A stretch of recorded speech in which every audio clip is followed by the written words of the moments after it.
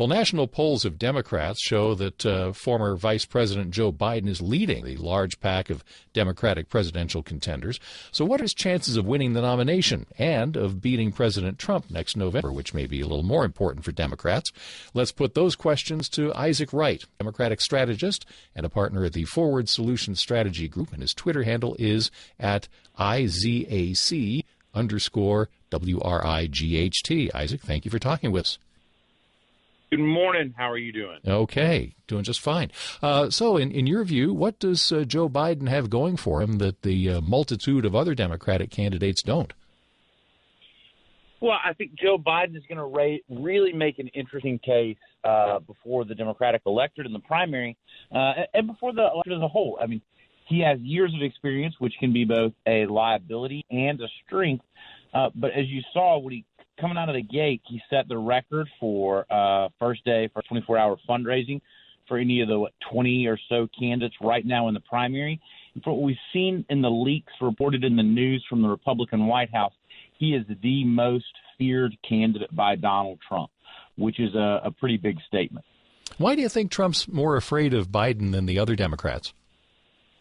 Well, I think he recognizes Biden's potential to be an upset to shake up the general election. And I think that is a significant thing in a race against a president who, despite winning the popular vote by 3 million votes, gained the Electoral College all the way to the White House. And Biden represents a strength with working-class voters in Pennsylvania and Wisconsin and Michigan, in the states that most need to be flipped. I mean, I don't have a decision yet of where I am in the Democratic primary, but I recognize the fearsome nature that Joe Biden brings to the race. Now, there are two arguments to look at the polls. There are those who say, his lead is still at such a low number as all the other candidates in the race are, that it makes it really tough to say that there's a clear front runner when there are so many candidates and so many voters undecided. Talking about the Washington Post ABC poll recently that came at it at sort of a different angle of saying who's the Democratic candidate you're for in the primary without naming the candidates, right? On the other hand, there was the Monmouth poll that came out not long ago as well that showed Biden with something like a 76% approval, 16% disapproval amongst Democratic primary voters.